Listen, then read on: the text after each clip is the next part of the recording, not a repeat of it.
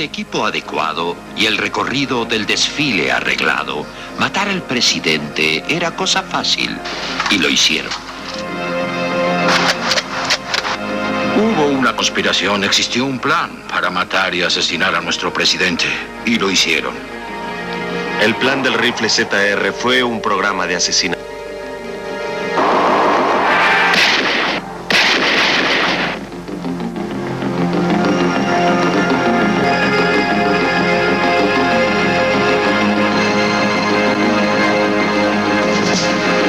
América tiene tres grandes misterios sin resolver: la crisis misilística cubana, las razones sin explicar de Watergate y el asesinato de John F. Kennedy. Hasta ahora se creyó que estos tres hechos eran aislados. Ustedes están por descubrir que están relacionados. Son la clave para comprender la conspiración para asesinar a John F. Kennedy. Análisis final. Hola, soy James Earl Jones. Muchos misterios rodean la muerte de John Kennedy. Nosotros ofreceremos nuevas respuestas a viejas preguntas. ¿Quién mató a Kennedy? ¿Por qué lo hizo? ¿Y de qué manera pudieron encubrirlo todos estos años? Verán quiénes lo sabían y cómo comenzó. Entonces voy a la casa de Ferry. Oswald Shaw y Ferry están allí y hay cubanos. Todo lo que escucho es anti-Kennedy y anti-Castro. ¿Qué haremos? Y Ferry camina de un lado al otro. Y alguien tuvo una idea. Si no liquidan a Castro, liquiden a Kennedy. Y que culpen a un simpatizante de Castro. Así los Estados Unidos en la guerra. Esa era la idea de Ferry. Dijo que debía hacerse en triángulo. Habló de un triángulo de fuego cruzado. Verán quiénes lo hicieron. Trabajé en la custodia presidencial. Hubo más de un tirador, sabía que lo hacían, tienen armas correctas. Todo está arreglado, es profesional. Verán quiénes estaban detrás. No es una conspiración exterior que vino de afuera. Esto es algo que ocurrió en el centro del sistema político americano. Y verán cómo ha sido encubierto todos estos años. Hubo una serie de muertes violentas, y las muertes arrojan ciertas pistas. Además verán cómo se relaciona con Watergate. Hechos, fotos, pruebas nunca antes reveladas en otra parte. Nuestros invitados de hoy son gente que el público rara vez conoce. Agentes de la CIA, el Pentágono y la KGB que trabajaron en operaciones ultrasecretas. Investigadores que hablaron con nosotros a pesar de que el Congreso quiso callarlos. Doctores con nuevas pruebas médicas y testigos y amigos de Lee Harvey Oswald. Lo que van a ver y oír los asombrará, pero está respaldado con pruebas. ¿Quién mató a Kennedy? ¿Por qué lo hizo? ¿Y quiénes estaban detrás de esto? Pero esta información tiene su precio. Personas han muerto por conseguirla. Algunos invitados están recibiendo amenazas de muerte. Pero su deseo y el nuestro es finalmente aclarar este oscuro capítulo de la historia americana. Venga con nosotros a la conspiración JFK. JFK, la conspiración. Kennedy murió por una conspiración. Enseguida lo verán. Para ayudarnos a entender quién y el por qué, con nosotros están un ex jefe de operaciones secretas del Estado Mayor Conjunto, coronel Fletcher Pratty, un alto miembro de la KGB, coronel Nechiporenko, el alto funcionario de la CIA que habló, Víctor Marchetti, el hombre que puso la muerte de Kennedy otra vez en el tapete, el director Oliver Stone, y el patólogo forense con nuevas evidencias médicas, Dr. Cyril Wagh. Más testigos, amigos, investigadores, militares expertos y muchos otros. Pero antes, volvamos a ese día en Dallas. Fue el 22 de noviembre, la hora poco antes de las 12. Había estado lloviendo, pero cuando John Kennedy llegó a Dallas había salido el sol. Por eso el servicio secreto levantó la capota transparente blindada de su limusina. Al principio había una multitud, pero al acercarse la caravana a Dealey Plaza, la gente que bordeaba la calle era muy poca. Y fue aquí que la caravana violó las normas de servicio secreto. Cuando el auto viró, aminoró de 40 millas por hora a 7. Y en ese preciso instante sonaron los disparos. Durante 6 segundos las balas cayeron sobre los ocupantes. Kennedy se tomó la garganta.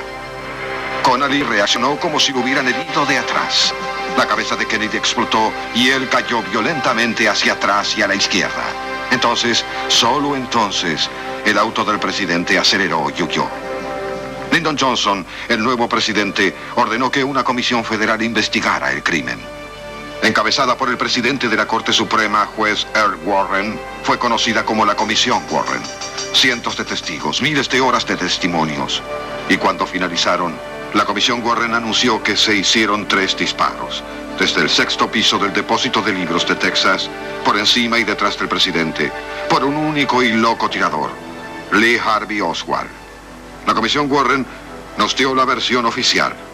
Lee Harvey Oswald actuaba solo. Pero si los 3 disparos vinieron por detrás, ¿por qué la cabeza de Kennedy cayó hacia atrás? Una reacción típica al ser herido por delante. ¿Y por qué tanta gente, incluyendo policías, corrieron no hacia el depósito de libros donde estaba Oswald, sino hacia la empalizada? Si la Comisión Warren tenía razón, ¿por qué tantos testigos dijeron ver algo totalmente diferente al informe oficial? Creo, con todo mi corazón, que los disparos vinieron de atrás de la empalizada. Me fijé en un caballero que vestía traje y sombrero parado cerca de la empalizada. Vi salir humo y vi a un hombre con un rifle. Me sobresalté. Era un rifle marrón. Sé lo suficiente sobre armas y caza y sé que le dispararon de frente.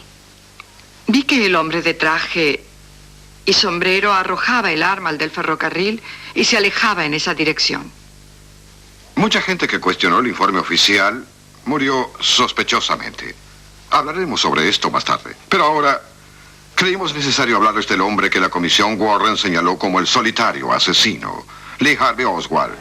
Para la policía, Oswald era sospechoso por 2 crímenes. Uno era asesinar al presidente. El otro era la muerte de un policía de Dallas llamado J.D. Tippit, 45 minutos después de Kennedy. Fue una locura de la prensa. En pocas horas se dijo que Oswald era un marxista, que había distribuido panfletos en Nueva Orleans, que era comunista y que había desertado a Rusia, renunciando a América y todo lo americano, que se había casado con una rusa y que era un solitario fascinado por las armas. Esta impresión era esencial para que la Comisión Warren explicara sus motivos para asesinar al presidente. Eso es lo que a ustedes les dijeron, pero niego rotundamente los cargos. Sin embargo, no le creímos. ¿Por qué? Porque todo lo que se decía de Oswald encajaba con el perfil de un asesino.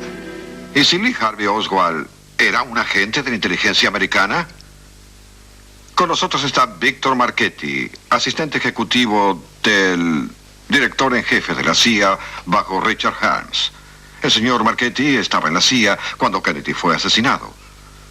Señor Marchetti, sabemos que Oswald vivió en Rusia. ¿Era un desertor? Es posible, pero posiblemente era lo que llamamos un merodeador. Era un agente de inteligencia americano puesto allí para que los soviéticos lo reclutaran, esperando que penetrara su servicio de inteligencia. ¿Oswald trabajó para la CIA? No que yo sepa, y aunque la CIA podría haber conocido sus operaciones, el FBI habría sabido de sus operaciones también, especialmente cuando volvió a su país. Bien, Oswald trabajó para el FBI. No, no lo creo. Creo que trabajaba con la inteligencia naval, pero el FBI coordinaba las operaciones, al igual que la CIA en la Unión Soviética, claro, cuando él estuvo allí. Por favor, explique qué es la Oficina de Inteligencia Naval. Bien, la Oficina de Inteligencia Naval es la armada de la CIA y es probablemente para quien Oswald estaba trabajando. Para probar que Oswald era el único tirador, tenían que confeccionarle un programa muy breve, así que regresemos a Dallas a recorrer los fatales 3/4 de hora desde el asesinato de Kennedy hasta la muerte del oficial Tippit. Comenzamos en el depósito de libros de Texas. A la izquierda se ve el tiempo que Oswald debía cumplir. A la derecha se ve un reloj sincronizado con la película. Este es el tiempo que realmente nos llevó. Listos. A las 12:33, la comisión Warren dijo que Oswald dejó el depósito de libros y caminó 7 calles para tomar el autobús. Le dieron 3 minutos.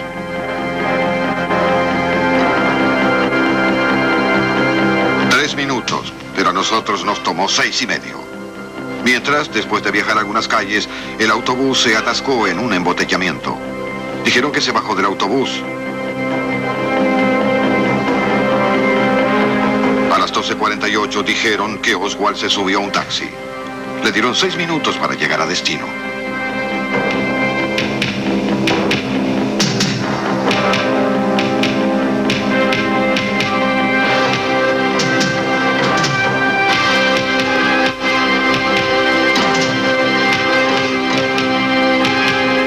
Llevó más de 8 sin tránsito.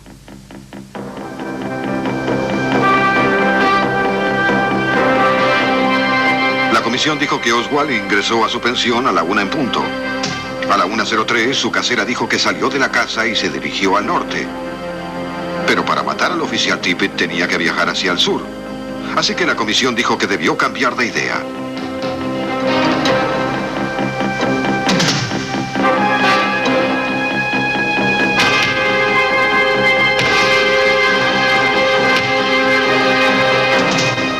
Los testigos dicen que Tippit murió alrededor de la 1:10 y que fue después de que el oficial y su asesino discutieron. 7 minutos. Oswald simplemente no tuvo tiempo suficiente. En cada caso, la comisión no pasó la prueba de tiempo y sin congestiones de tránsito que los demorara. Pero Oswald nunca tuvo oportunidad de contar su historia. Más bien, en la zona más segura del departamento de policía, fue abatido por un hombre llamado Jack Ruby. El asesino del presidente Kennedy había muerto. Eisenhower sufrió el golpe más grande. Fidel Castro, un joven revolucionario al que Washington vendía armas y apoyaba, anunció al mundo que era comunista. Eisenhower ordenó a la CIA que reclutara refugiados cubanos. Se establecieron campos militares especiales para equipar y entrenar a la nueva fuerza. Se la conoció como Operación 40. Pero Castro seguía burlándose de Washington.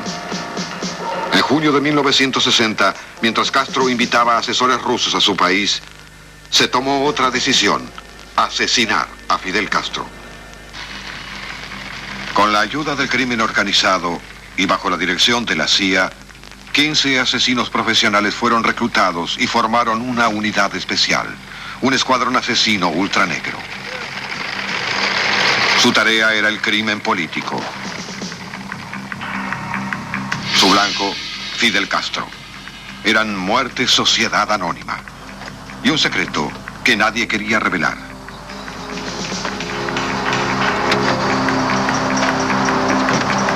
En noviembre de 1960, Nixon perdió la elección y John Kennedy juró como presidente. Pero Kennedy desconocía la existencia de Fuerza S.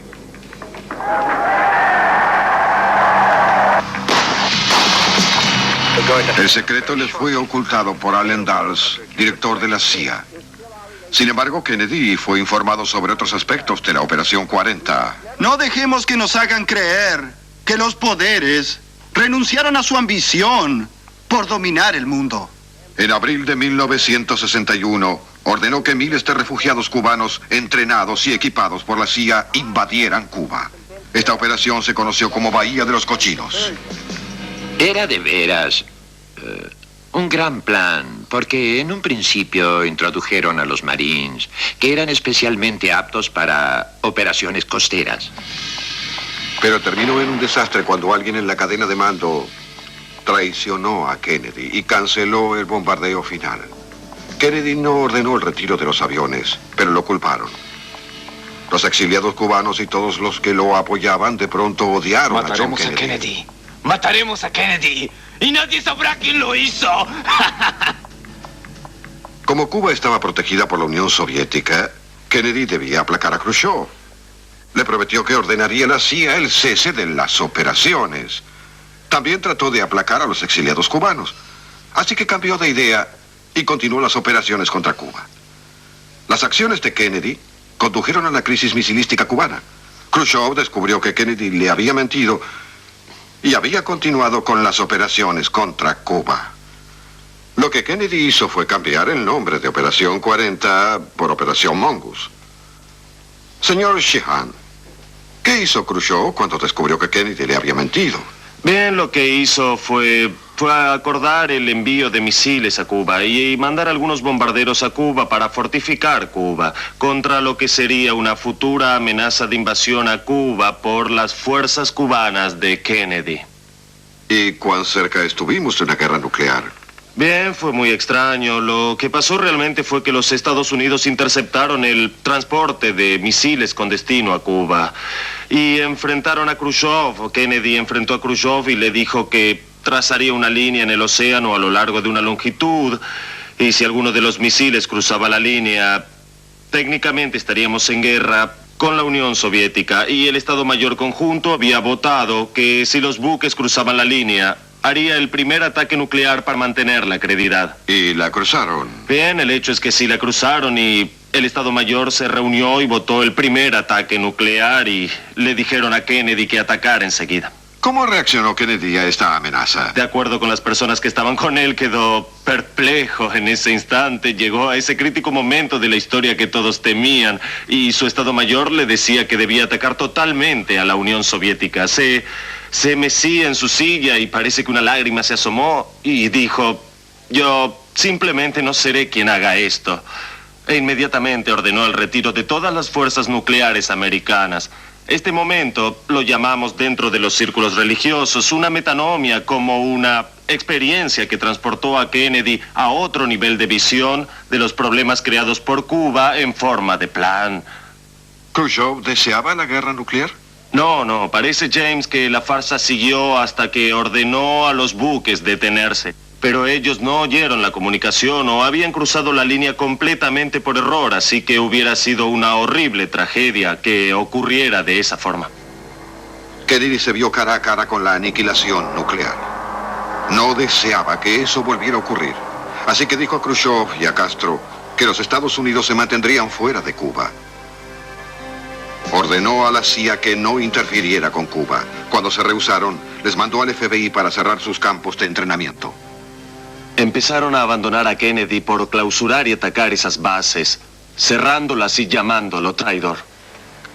Kennedy siguió haciendo enemigos mientras se retiraba de la confrontación mundial. Creó una línea de emergencia con Moscú, firmó el Tratado de Prohibición de Pruebas Nucleares, sacudiendo al mundo industrial militar. Ordenó la salida de tropas de Vietnam y eso los conmocionó aún más. La idea era sacar a 1000 hombres primero y luego sacar a todos en 1965 y discrepó con sus asesores. Ellos opinaban que debíamos enviar tropas de combate y que si no lo hacíamos, Laos caería y Vietnam del Sur caería.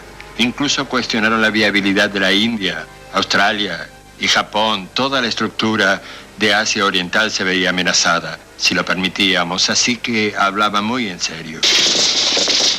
Pero Kennedy insistía, nos quería fuera de Vietnam.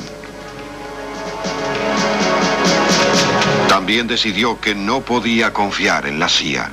Luego de la Bahía de Cochinos, Kennedy decidió cambiar todas las estructuras de su gobierno en la realización de operaciones secretas y así transfirió estas operaciones directamente al Estado Mayor Conjunto.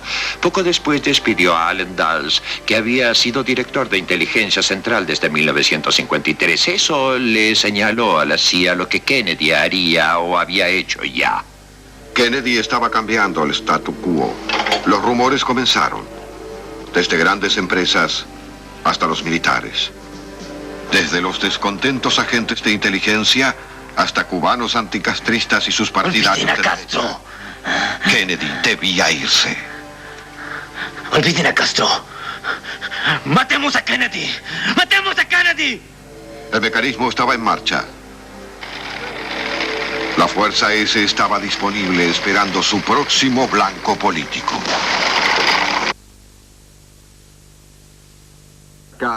Este rifle se remonta a la Segunda Guerra Mundial. Es idéntico al que hallaron en el 6º piso del depósito de libros en Texas y que supuestamente usó Lee Harvey Oswald. La munición que disparó es del mismo número de lote dado por Oswald. Pedí la munición a un coleccionista de armas y la cotejé con la información de la Comisión Warren. El rifle no es muy confiable. A menudo falla y si eso sucede debemos disparar un segundo tiro. El blanco es una combinación de gel balístico y huesos. El gel balístico asimila las mismas propiedades de la piel y el Dr. Weg sugirió que usáramos huesos de vaca, ya que su consistencia es similar a la del hueso humano. Aquí vamos.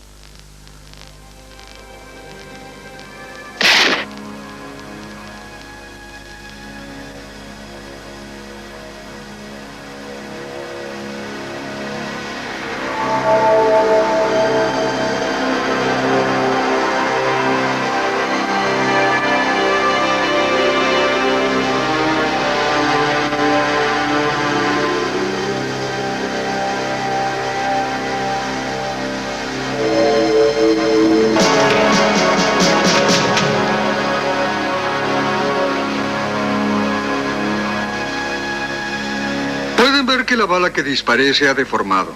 Ahora comparémosla con la H399 en su estado casi original. Hablemos ahora con el doctor Charles Crenshaw, uno de los doctores que estuvo en el quirófano cuando Kennedy fue conducido al hospital Memorial Parkland. El doctor Crenshaw escribió un libro llamado JFK, La conspiración del silencio, en el que revela secretos que ocultó durante 28 años. Doctor Crenshaw, la comisión Warren dijo que Kennedy fue herido por 3 balas, todas desde atrás. ¿Usted vio evidencias de algo diferente? Sí, vi claras evidencias. Observé 2 heridas claras desde el frente. La herida de la cabeza era de naturaleza tangencial, pero era una gran zona abierta en la parte posterior derecha de la cabeza. Había pérdida de parte del lóbulo aparietal, temporal, y la mayoría del lóbulo occipital del hemisferio cerebral derecho, con exposición del cerebelo. Tenía unos 2,5 o 2 3/4 de pulgada de diámetro, de forma más o menos circular, y aparentaba ser la herida de salida. Cuando vi las fotos de la autopsia, no había daños o heridas en la zona posterior derecha de las 2 fotografías. Doctor, ¿por qué guardó esta información en secreto tantos años? Bien, había un edicto de silencio dictado, pero era indiferente a esa postura. Creo que se buscaba que los allí presentes no usáramos esa intensa experiencia personal con fines comerciales o como el inicio de una nueva práctica. Sin embargo, esta doctrina fraternal se ocultó durante años. Ahora tengo 59 años y completé el desarrollo de mi departamento con Parkland como modelo. Y seguiré enseñando y administrando durante los próximos años. Y por último, creo que fui ingenuo. Creí que nuestro país brindaría la mejor información post-mortem posible con los mejores médicos y que pondrían a los mejores investigadores para nuestro presidente caído. 177 personas murieron simplemente por saber demasiado. En cuanto Kennedy murió, un silencio masivo se implantó. Los testigos eran amenazados, muchos asesinados. Las pruebas eran alteradas y destruidas, y los documentos eran ocultados con la excusa de la seguridad nacional. Había mucho que no debía verse, como la prueba de parafina de Oswald. Probó de modo contundente que Oswald no disparó un rifle ese día, o la cámara espía en poder de Oswald que le dio el gobierno americano, o la carta de Oswald a un tal Hunt solicitando su próxima misión. El único Hunt que conocemos en este caso es Howard Hunt de la CIA, que compartía la oficina con Oswald en Nueva Orleans. Había conexiones de inteligencia con Oswald en todas partes, y todas ellas fueron encubiertas. Incluso hubo una advertencia sobre el crimen recibida por el FBI que se ocultó para que no se la conociera. Obstáculos, encubrimientos, ocultamiento de la verdad. Jim Garrison, fiscal del distrito de Nueva Orleans, lo supo en carne propia. Creo que probó, más allá de toda duda, que Oswald era un solitario, no un comunista, con un extraño grupo de amigos en Nueva Orleans, entre ellos David Ferry, Guy Bannister y Clay Shaw. Matémoslo. Garrison supo de las conexiones de Oswald en Nueva Orleans. Supo de la reunión en el verano del 63. Matemos a Kennedy. Hizo hablar a Ferry. Kennedy. Y Ferry empezó a dar detalles asombrosos sobre el crimen. Y su palabra de cooperar se desvaneció. Recibí una llamada en mi casa de David Ferry. Estaba asustado y casi llorando. Aquí la investigación se diluyó. Estaba en las noticias sobre la mayor investigación de JFK. Estaba, como dije, asustado y gritando, van a matarme. ¿Por qué lo hiciste? ¡Suélteme! ¿Qué pasó? ¡Suéltenme! Ferry era el mejor nexo con la verdad. ¡No! ¡Suéltenme! A través de él, Garrison había probado que Kennedy murió en una conspiración. ¡Déjenme! Se dijo que Ferry escribió a máquina 2 notas de suicidio, sin firmarlas. Se dijo que murió de una hemorragia cerebral. Pero muchos creen ahora que Ferry fue asesinado. Sin Ferry, Garrison tuvo que buscar otros testigos. Supo de un policía de Dallas, Buddy Waters. Waters había estado en Dealey Plaza cuando halló lo que parecía una cuarta bala. Walters la describió como un proyectil 45 y luego se rectificó y dijo que no había hallado nada. Pero hay pruebas fotográficas de un reportero gráfico de Dallas. Waters aceptó ir a Nueva Orleans y testificar para Garrison. Oye. ¿Crees que estará dentro? Pero antes de partir lo enviaron a un motel de Dallas.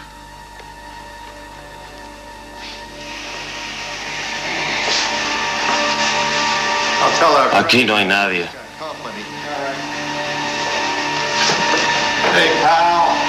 Oye, ¿estás ahí?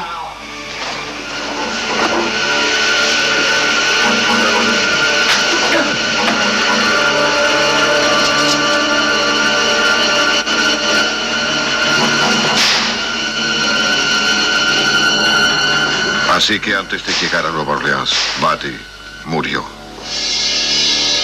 Garrison halló a otro policía de Dallas, oficial Roger Craig. Craig y otro policía hallaron el rifle. Craig y los otros vieron primero los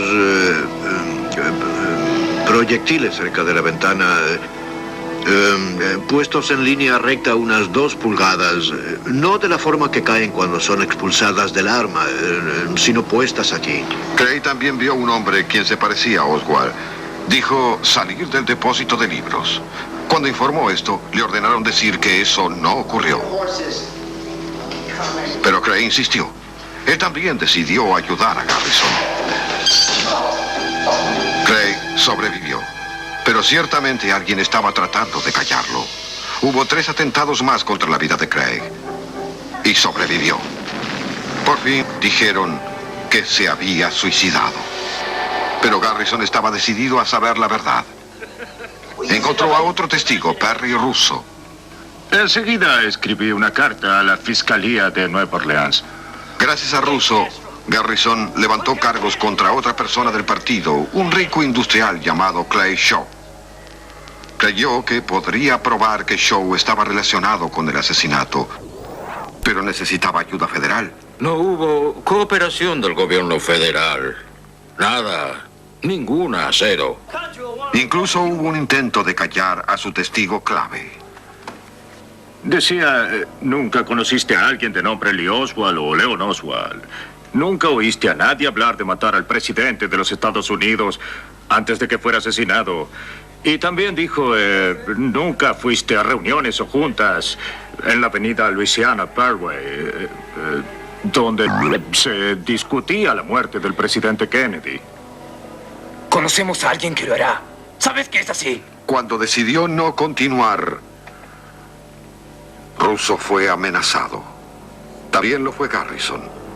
En cuanto Shaw fue absuelto, los poderes conspiraron para destruir la credibilidad de Garrison. Estas fuerzas todavía actúan según Oliver Stone. Persiguieron mi película con deliberada antelación. Nunca vi que una película sea atacada antes de su estreno. Este ataque fue inmoral y provino del Washington Post, un artículo desacreditando la película, basado en un libro robado enviado a todas las agencias noticiosas de América. Estábamos en todos lados. Estoy seguro de que Lyndon Johnson, durante los días siguientes a la muerte de Kennedy, advirtió la cercanía de las balas y su significado. Johnson estaba 2 autos detrás de Kennedy, y el coronel Prouty cree que el miedo es una razón por la que Johnson y Warren, incluso Edgar Hoover, continuaron con el encubrimiento. Creo que esos hombres reconocieron entonces que el poder de las balas era inmenso. La verdad los asustó demasiado como para revelarla. Nixon estaba en Dallas cuando el presidente fue asesinado.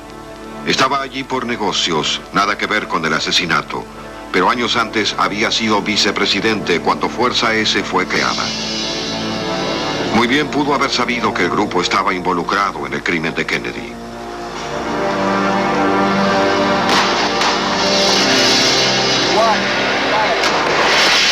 En 1968 Nixon fue presidente. En 1972 comenzó uno de los más grandes misterios de América, Watergate. Fue un robo a medianoche en una oficina de Washington. El público aún no entiende la conexión entre Watergate y el robo y el asesinato del presidente Kennedy. 5 hombres ingresaron en las oficinas del Partido Demócrata. ¿Por qué? Posiblemente porque su nuevo presidente, Larry O'Brien, se había apoderado de documentos pertenecientes a la Fuerza S.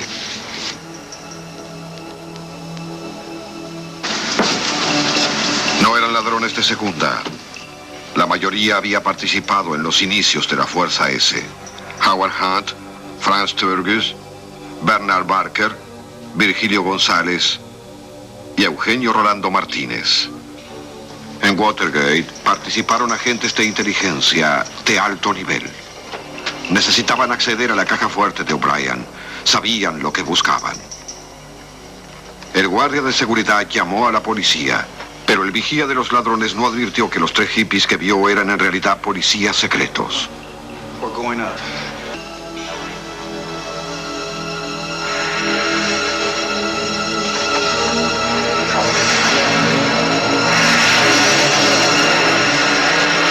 Pero antes de que lo lograran, fueron atrapados. Su captura condujo a la primera renuncia de un presidente americano. Señor Sheehan, ¿quiénes eran los ladrones? Los ladrones eran Rolando Martínez, Virgilio González, Bernard Barker y otros, muchos de los cuales eran miembros de la ultrasecreta Fuerza S. El grupo de crimen político organizado en 1960, cuando Richard Nixon era vicepresidente, cuando el señor Bissell y los otros de la CIA crearon este grupo ultrasecreto para matar a Fidel Castro con ayuda de Howard Hughes y su abogado Robert Mayhew. ¿Fue Nixon un conspirador contra Kennedy? No parece que eso sea cierto. Aparentemente él sospechaba que este grupo especial designado para asesinar jefes de Estado bien pudo haberlo hecho. Y él había sido vicepresidente cuando el grupo se creó y tuvieron al comité 5412 que podía llegar hasta él y generar una mala imagen. Señor Marchetti, ¿qué podemos aprender de la experiencia de Watergate? Bien, aprendimos que debemos tener un mayor control sobre las operaciones secretas. La CIA no puede ser la herramienta del presidente de los Estados Unidos.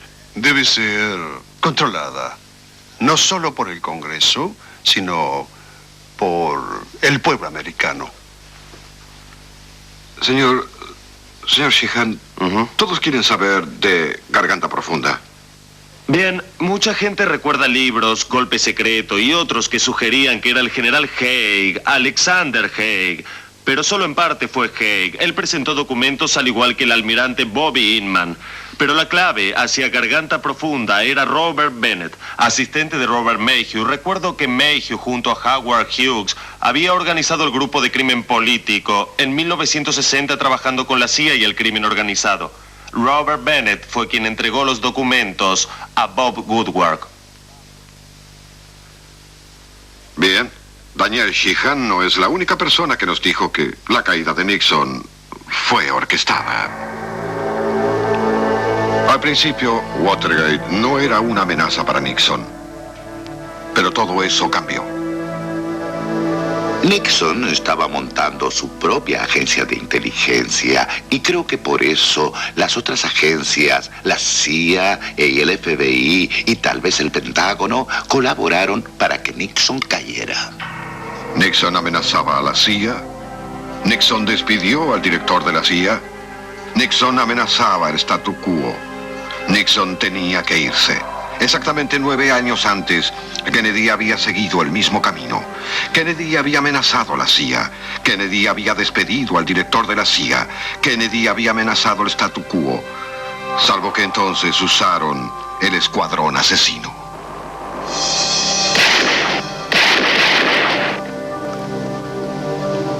El primero es, ¿qué pasó realmente ese día en Dallas? Olviden a Castro. ¡Olviden a Castro!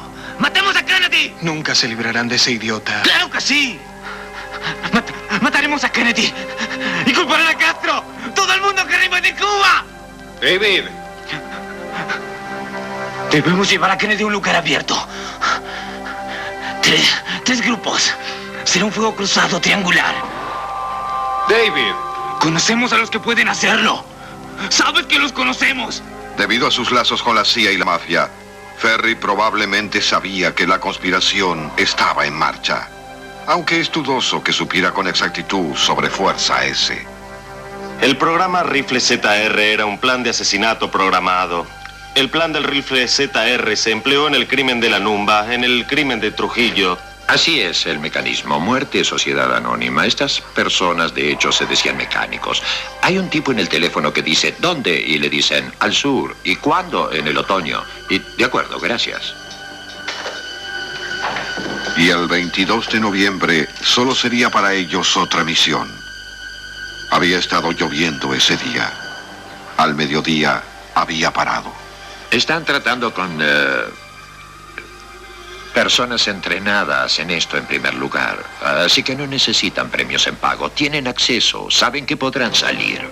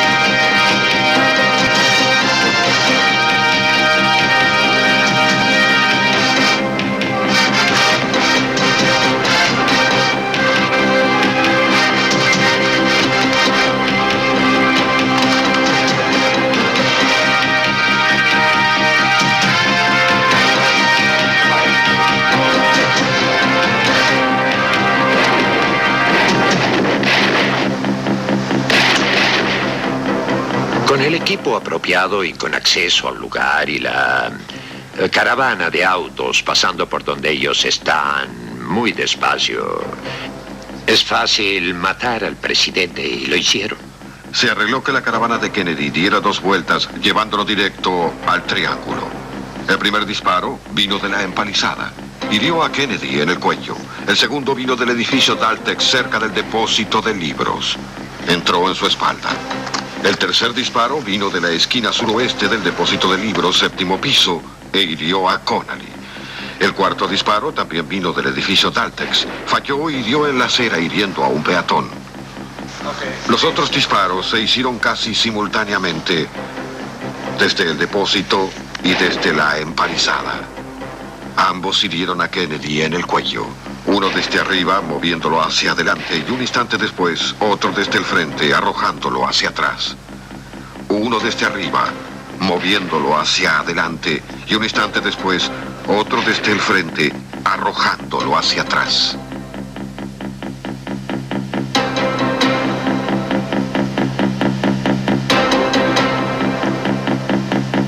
Ahora, solo queda una pregunta. ¿Quién lo ordenó? Los expertos creen que la orden vino no de Lyndon Johnson, no de Edgar Hoover, no de la CIA como agencia o del Pentágono, sino de un grupo de individuos, una poderosa élite. Estas personas sabían operar la Fuerza S, sabían cómo poner la Fuerza S en contra de su propio presidente. Vean lo que pasó aquí. Este grupo de hombres al que seguimos todos estos años en el ultrasecreto programa de matar a Castro asesinó al presidente porque los traicionó. La historia de la muerte de Kennedy y la historia de otros escándalos que tuvimos en el gobierno son como un karma que vuelve, como una retribución por lo que hicimos a otros gobiernos. Este es Lyndon Johnson hablando. El presidente de los Estados Unidos dijo, operamos, muerte, sociedad anónima. Johnson dijo, operamos. No dijo que solíamos operar, dijo que operábamos. Ahora, si el presidente Johnson dijo que existía una muerte, sociedad anónima involucrada en la muerte de Kennedy, estén seguros de que no hablaba de Lee Harvey Oswald. Sabía de lo que hablaba y eso es de cómo Kennedy fue asesinado. Hemos descubierto que contratar asesinos es un excelente procedimiento, una forma de hacer negocios. Y no somos el único país que los hace. Pero en nuestro caso, el procedimiento se volvió contra nuestro presidente. Esta unidad de operaciones especiales, este grupo al que nos referimos en este programa como Fuerza S, en su verdadera existencia está la clave de la conspiración para asesinar a JFK. Señor Sheehan, ¿qué hacer para detener a Fuerza S? Bien, una de las cosas, James, que debemos hacer es ordenar una ardua investigación de la organización de este grupo, quiénes son y qué crímenes han cometido y hacerlos responsables por ellos. Se necesita una ardua investigación realizada por un fiscal que averigüe su conexión con el asesinato del presidente Kennedy y, por supuesto, con Watergate, para demostrar que era su conexión con Grupo y Howard Hughes lo que se estaba buscando. ¿Oyeron a estas personas decir que Lee Harvey Oswald fue el chivo expiatorio? ¿Les gustaría saber qué decía la KGB sobre Oswald? Cuando conocí a Oswald en México en 1963, discutimos sobre las visas para Rusia. Oswald se encontraba en un estado emocional muy agitado, muy tenso y muy nervioso. Yo hablé con Oswald durante nuestra conversación y en su segunda visita creí que estaba en grandes problemas. Había algo muy peligroso para él. Considero que Jim Garrison investigó algo importante porque su investigación se centró en Nueva Orleans, en las actividades de Oswald. Y es mi personal opinión que es muy importante lugar y tal vez sea necesario repetir la investigación. Entiendo que la conspiración involucró a alguien más que a Lee Harvey Oswald. Y ese fue el coronel Nechiporenko. Sabemos que el coronel tiene información adicional sobre el asesinato de Kennedy, pero debido a su naturaleza sensible, esto es todo lo que pudimos saber. ¿Fue Kennedy un gran presidente? ¿O incluso uno bueno? La historia lo determinará. Pero su muerte nos dejó un dilema. Nosotros como nación, ¿queremos tratar con asesinos pagos Hoy podrían trabajar para nosotros, pero mañana, ¿quién lo sabe? Nos preguntaron cuál es el propósito de abrir viejas heridas. Bien, tal vez la respuesta sean nuestros hijos. Les enseñamos a decir la verdad, a hablar cuando algo está mal. Pero en este caso, los que intentaron hablar fueron silenciados, y eso está mal. Tal vez abriendo los archivos, todos los archivos, borremos el pasado y empecemos otra vez. Solo podemos confiar. Adiós.